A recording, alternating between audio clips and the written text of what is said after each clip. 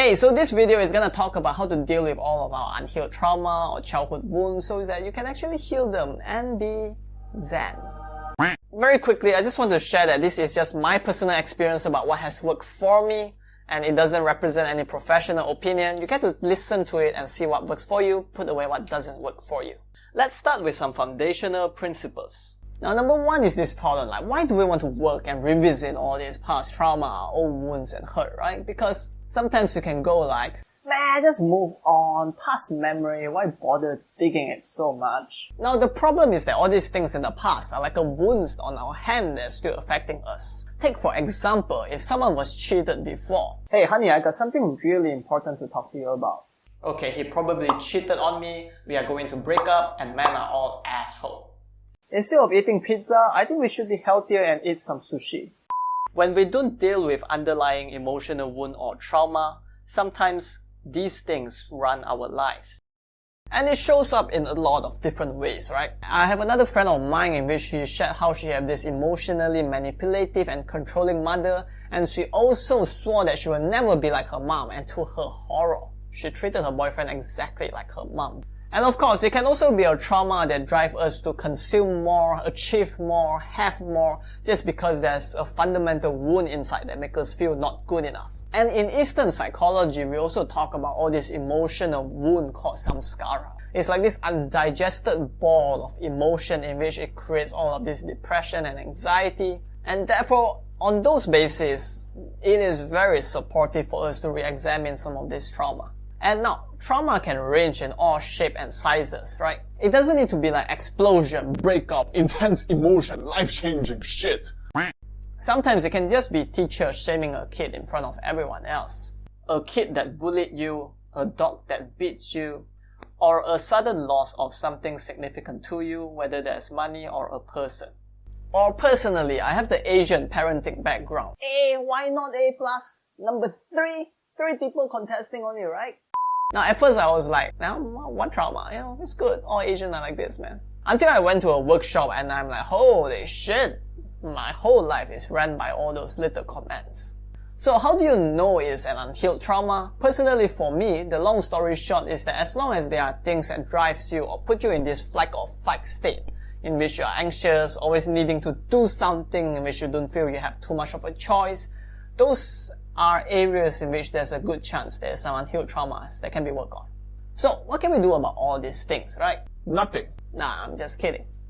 There's a lot of modalities, frameworks, coaches, therapists out there. It's just that this video is just a combination of all the books, workshops, and videos that I personally experienced myself. But fundamentally, feel free to test all these things out and know what works for you. And while you are testing, also be very aware about how much you are able to dive deep into some of these things. If it becomes really challenging and traumatic that you can't work on it on your own, it's definitely better to seek help. Based on all of this experience that I have, I've kind of dumbed them down into like these 6 steps in terms of working on our trauma. Number 1 is to find an access point or an issue. Basically like, you suck. In which you feel really triggered those kind of incident. Or just an incident in which life was really challenging for you.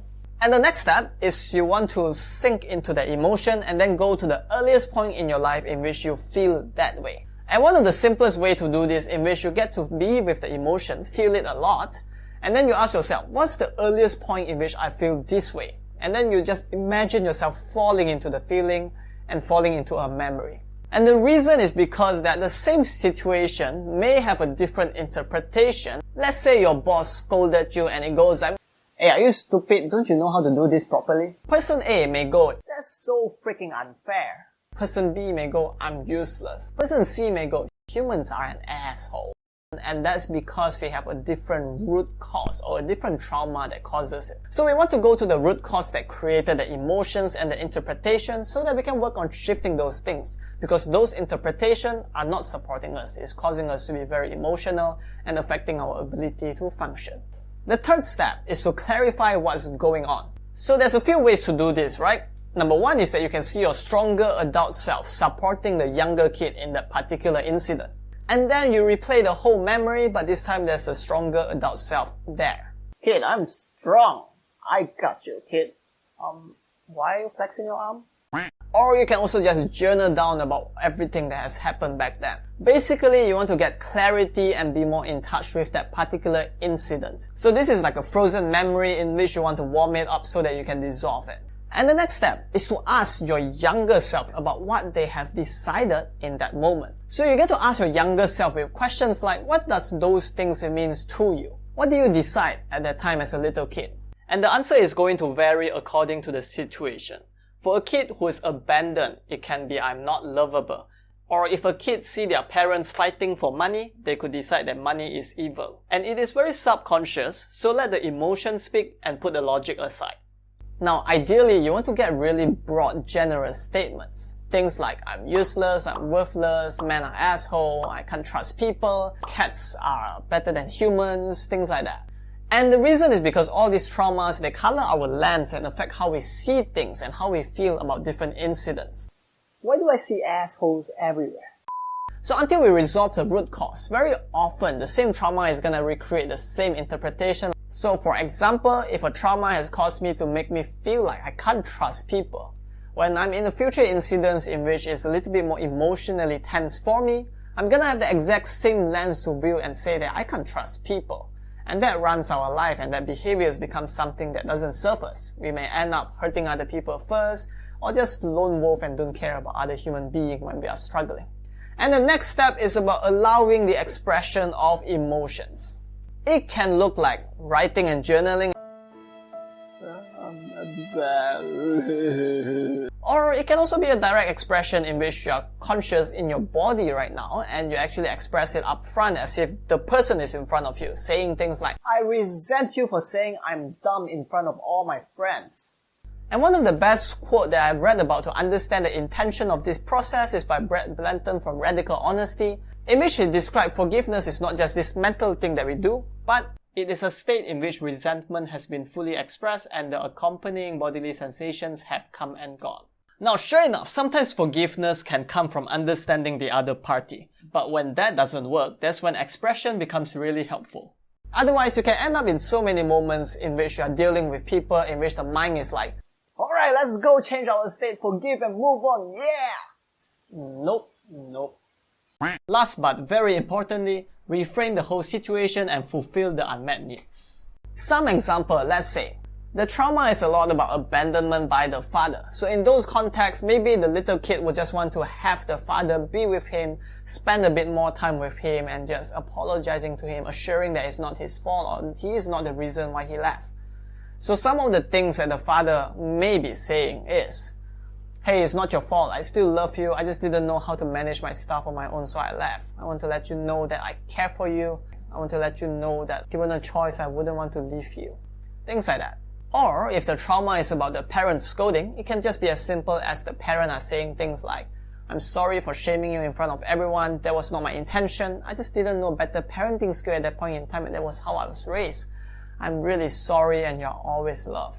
Now, of course, some of you may be thinking like, oh, does that paint an unrealistic situation? Because I don't think my parent would actually be saying things like that, man. It really doesn't matter because at this point in time, it is not so much about the logical mind understanding things. It's a lot about the emotional little kid within us that just want to hear all these sentences said. And oftentimes, once you have heard all the sentences, the emotions get to pass. We're just able to move on to our real life with way better closure, even though in reality, the parents didn't say things like that. Now, sure enough, if you are experiencing this process and the brain suddenly goes like, wait, what? How is that asshole going to be sorry? Come on. This basically means that the previous step is not done completely. So the thing to do here is to just go back to the previous step, express some of the emotions that still wants to be expressed, and only move on to this step after the body feels sensationally like you have forgiven the person and you are in this step of ease and flow. And if it works, you can also imagine it is actually those people's higher self, their older, wiser self that knows all of these things that they did out wrong and they are just forgiving, asking for your forgiveness, apologizing, if you don't feel like these people will actually do things like that.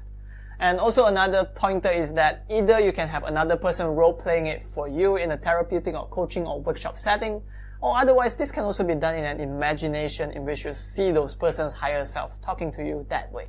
Also, this is the point in which you reframe the answer from step 4. If the little child feels unlovable, the parent or yourself get to let the little child know that he is loved. If it's about avoidance of money, we get to reframe that situation and say that money is neutral, and the argument is about learning how to communicate better with each other instead. And also the other aspect in this process too, other than the words we get to say and the forgiveness that get to happen between people, you can also talk to the little kid, that child within you, and ask that child, what does he or she need right now? For example, if the child actually just need a friend at that point in time, just see them playing with a friend and just being happy at that point in time, because that's what the child needs. Or if they just want to have a long hair instead of a short hair, they want to win that contest, it's your imagination, it's a free word, just give it to them. To summarize, provide whatever needs they are in visualization, have the forgiveness conversation, and reframe the situation. And ideally, you want the second and third part to reframe the negative decisions from step 4. And basically, that wraps up the process of healing the trauma and the past incident. But those are just releasing emotions and also the insight and forgiveness. Another very important pointer when it comes to a full healing is also about the shifting and the integration. So what this means is you also want to shift and create new habits and patterns. So for example, you can have a better self-talk with yourself. It's okay to make mistakes. Everyone makes mistakes. I'm gonna change and adjust, and you are not stupid. You're okay. Being responsible. They were an asshole, but here's how I can be less of an asshole too and take some responsibility. Affirmation.